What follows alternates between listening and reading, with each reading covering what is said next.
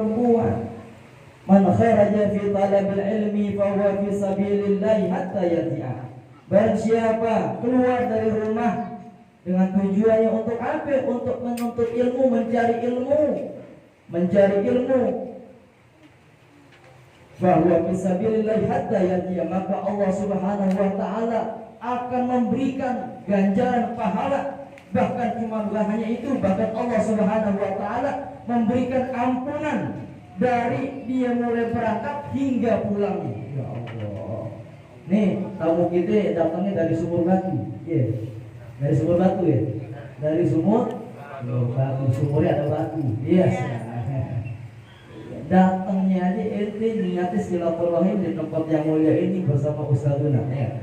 Datang dari sini, dari rumah tujuan kemari. Itu baru niat datang, niatnya itu udah digaji. Ini Rasulullah SAW. Ini diriwayatkan oleh Al-Imam At-Tirmidzi radhiyallahu anhu. Ini kita bukan sekedar ini, tapi minimal apa yang kita datang ini tidak sia-sia. Ya. Kita lanjut pelajaran kita. Kemarin kita udah kemarin bocah semua ya. Udah bisa niatnya wudu, dia semua coba. A'udzubillahi minasyaitonir rajim. Ya, bareng-bareng semua. Niat wudu. Bismillahirrahmanirrahim. Nawaitul Lazim Lillahi ta'ala. Coba doa sesudah wudu. Bismillahirrahmanirrahim. Asyhadu an la ilaha illallah wahdahu la syarika lah wa asyhadu Muhammadan abduhu wa rasuluhu. Allahumma ja'alni minat tawabin waj'alni mutatahhirin waj'alni min ibadikas shalihin. Tambahin Rabbi firli wa liwalidayya Rabbi firli wa liwalidayya Rabbi firli wa liwalidayya warhamhuma kama rabbayani shaghira. Mana belajar? Kita mau umumnya kita baca Allahumma a'inni ala dzikrika wa syukrika wa husni ibadatik. Kalau kita masukkan air ke dalam itu, kita minta apa yang itu mudah-mudahan Allah berikan kemudahan kita agar senantiasa itu kita ini nanti bisa nyium baunya surga. Jadi tak cuma itu. Jadi nggak asal-asalan kita belajar, ya. Ini ilmu yang kita terapkan sehari-hari. Kemarin kita udah bahas tuh mengenai pembelajaran kita tentang masalah air. Ya. Dan kita lanjut tentang masalah bagaimana yang diwajibkan untuk mandi. Faslun mujibatul ghusli sittatun. Ilatul hasyafati fil farji wa khurujul mani wal haidu wan nifasu wal wiladatu wal maut. Kali ini kita membahas tentang bab yang mewajibkan daripada mandi. Di sini diterangkan mujibatul ghusli sittatun. Yang mewajibkan mandi itu ada 6 perkara. Yang pertama dikatakan ilatul hasyafah fil farji. Memasukkan ujung jakar. Kita punya zakar nih. Ngerti zakar? Zakar itu kemaluan laki. Ya. Kemaluan laki. Ilatul hasyafah fil farji. Ke dalam farji, ke dalam barang perempuan. Itu kita wajib mandi.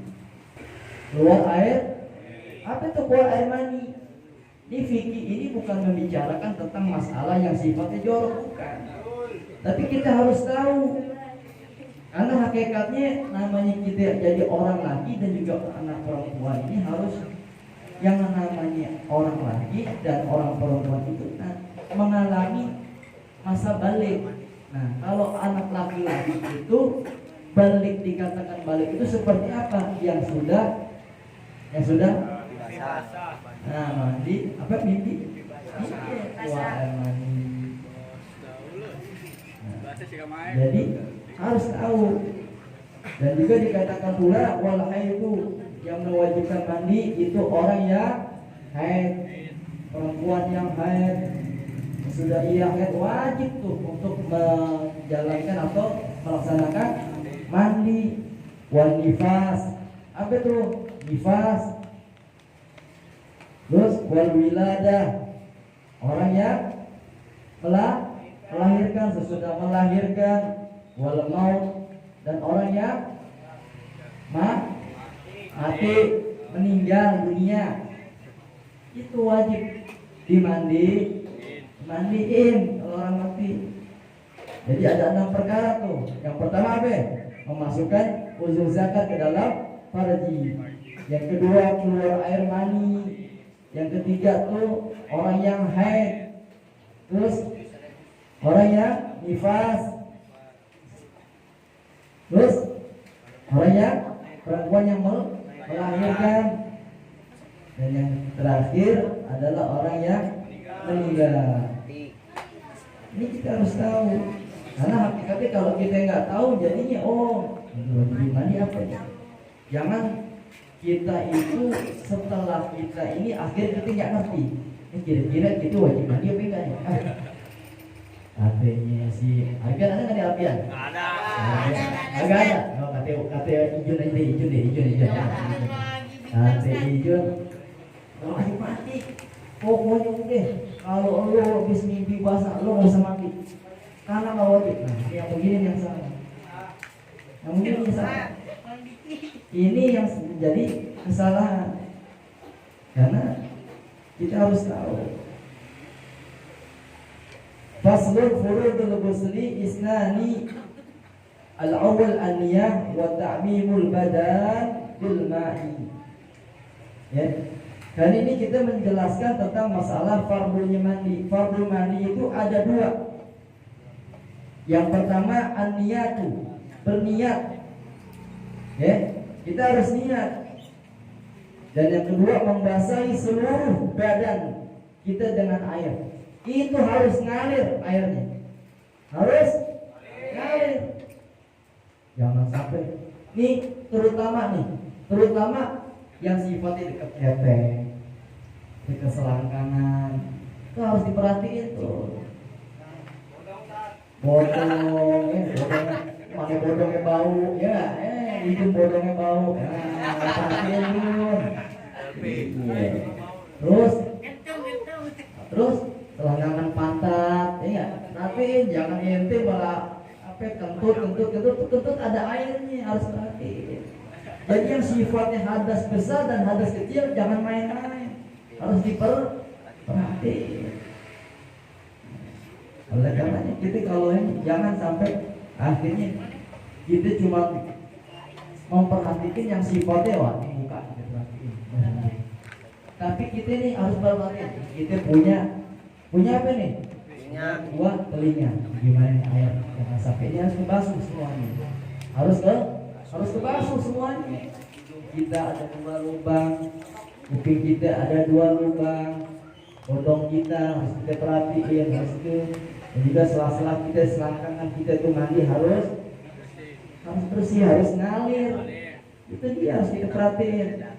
Oleh karenanya sayang kalau orang yang senantiasa di dalam melaksanakan kita melaksanakan fardhu mandinya itu sifatnya cuma main-main belaka, tidak serius. Oleh karenanya mudah-mudahan dengan adanya sedikit ilmu yang Al-Fakir sampaikan di tempat yang mulia ini, bukan karena Al-Fakir merasa kita, bukan.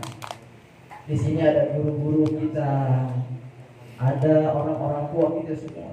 Di sini kita sama-sama belajar. Ya, kewajiban kita cuma belajar menuntut ilmu. Karena hakikatnya kita rugi sekali kalau di tempat yang mulia ini kita cuma sebatas tawa, ketiwi, cengengesan begitu, kumpul cuma begitu doang. Rugi rasa-rasanya. Kita pulang minimal harus bawa ilmu. Bawa ilmu. Nih, ada satu kisah. Wa qala sallallahu alaihi wasallam, wa qala Rasulullah sallallahu alaihi wasallam, faqihun wahidun mutawarri'un asyaddu ala syaitan min alfi 'abidin mustahidin jahilin wari'in. Nabi Muhammad sallallahu alaihi wasallam bersabda, seorang fakih yang berhati-hati dalam agama lebih berat bagi setan untuk menggodanya daripada 1000 orang ahli ibadah. Orang yang ahli ibadah, yang giat ibadahnya, tetapi bodoh meskipun berusaha menjauhi yang daripada yang haram. Maka dikatakan pula oleh baginda Rasulullah sallallahu alaihi wasallam, qala nabiyukum Muhammad sallallahu alaihi wasallam, fadlul alimi 'alal 'abid ka fadlil qamari 'ala sa'iril kawakib. Keterangannya di dalam kitab Tanbihul Ghaul, Nabi Muhammad sallallahu alaihi wasallam bersabda, kelebihan orang alim, orang yang luar biasa ilmunya, dia benar-benar alim. Kelebihan orang alim itu atas ahli ibadah seperti kelebihan bulan di malam purnama atas bintang-bintang. Jadi sampai itu. Jadi orang alim itu di atasnya daripada orang yang senantiasa ahli ibadah. Dia sholat, dia kata 80 rakaat, itu orang alim lebih utama daripada orang ahli ibadah. Kenapa? Karena dia ilmunya senantiasa pakai kayak padi. Dia nggak mau sombong, dia selalu taat, dia selalu patuh sama Allah sama Rasul. Dia selalu senantiasa menyampaikan yang hak itu hak, yang batil itu batil. Gak disimpan-simpan, seakan-akan yang batil dibelain, didiemin aja, sementara yang haknya diumpetin aja, didiemin aja. Itu yang jadi permasalahan kita. Maka ada yang bilang ulil haqqa walau kana murran, sampaikan yang hak walaupun itu pahit. Sampaikan yang hak walaupun itu pahit. Ya. Nih, biar jadi penyemangat lagi nih buat semua jamaah majelis. Waqala nabiyukum Muhammadun sallallahu alaihi wasallam, man nadhara ila wajhil alim nazratan fa fariha biha khalaqallahu ta'ala min tilkal nadrah malakan yastaghfiru lahu ila yaumil qiyamah. Nabi sallallahu alaihi wasallam pun bersabda, barang siapa yang memandang kepada wajahnya orang alim dengan satu kali pandangan, maka Allah subhanahu wa ta'ala menciptakan dari pandangan itu seorang malaikat yang memohonkan ampun baginya yang hingga hari kiamat. Subhanallah, alhamdulillah, wala ilaha illallah. Kita baru mandangnya aja jadi nilai. Bahkan di situ ada seorang malaikat yang mendoain kita agar senantiasa orang yang memandang kita nih, memandang guru-guru kita, alimil ulama kita, masyayikh kita, murabbi kita, mursyid kita, semua kita pandang, walaupun cuma sekedar foto kita pandang. Niscaya Allah subhanahu wa ta'ala memberikan keberkahan. Bahkan Allah subhanahu wa ta'ala menurunkan seorang malaikatnya agar senantiasa seorang malaikat tersebut memohonkan ampunnya bagi orang tersebut yang sedang memandang gurunya. Ini Rasulullah SAW yang bilang. Makanya pantas kalau ada di dalam Al-Quranul Karim dikatakan, a'udzubillahi minasyaitonirrajim, bismillahirrahmanirrahim, inna akramakum indallahi atqakum. Sesungguhnya orang yang paling senantiasa dimuliakan oleh Allah Subhanahu wa ta'ala adalah orang yang takwa. Bukan karena dia orang kaya, bukan karena dia orang hebat, bukan karena dia banyak followers, bukan. Akan tetapi orang yang senantiasa dimuliakan oleh Allah Subhanahu wa ta'ala di hadapan Allah hanyalah orang yang senantiasa takwa kepada Allah, kepada Rasul. Itulah yang disebut orang yang senantiasa dimuliakan oleh Allah di hadapan Allah Subhanahu wa ta'ala. Mungkin ini saja yang dari saya bisa sampaikan. Kita ini belajar nggak pasti banyak, ya nggak? Belajar dikit demi sedikit, insya Allah jadi bukit. Itu belajar banyak, tapi endingnya kagak ada. Ya, tahu nggak? Jidan nonton tuh sinetron dari awal. Nonton. Hah? Nonton apa? Ibu.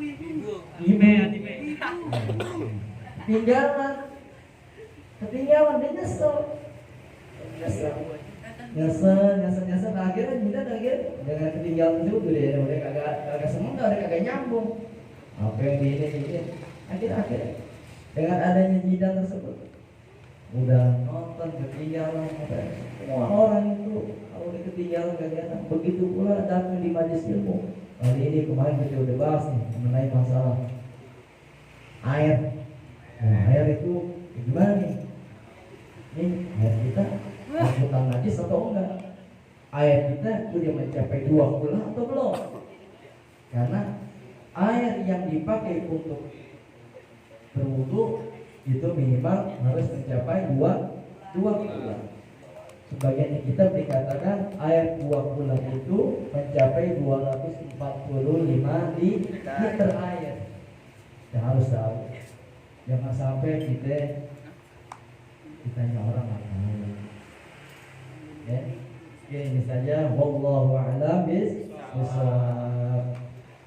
An Abi Hurairah anna Rasulullah sallallahu alaihi wasallam qala man qara'a surat Yasin lailatal jum'ah asbaha maghfuran lahu. Imam Sa'labi radhiyallahu anhu menuturkan dari Abu Hurairah radhiyallahu anhu, barang siapa dari NTNT semua membaca surah Yasin ketika di malam Jumat, maka Allah Subhanahu wa taala maka paginya diampuni dosanya Allah Subhanahu wa taala. Kita nggak asal sembarangan, di sini terangin oleh kitab Al-Jami' li Ahkamil Quran. Semua ada keterangannya, akan tetapi orang tersebut mau nggak, mau apa enggak untuk ilmunya, mau nggak doyan apa enggak untuk ilmu. Iya. Itu buat kita semua. Pinter bukan buat siapa-siapa, buat man arada dunya fa alaihi bil ilmi wa man arada al akhirah fa'alaihi bil ilmi wa man aradahuma fa'alaihi bil ilmi. Barang siapa yang menginginkan dunia, maka ia harus memiliki ilmu. Barang siapa yang menginginkan akhirat, maka dia harus punya ilmu. Barang siapa yang menginginkan keduanya, baik dunia hingga akhirat, maka dia harus memiliki ilmu. Itu yang dikatakan. Makanya wajar kalau Al-Imam Sayyidina Ali bin Abi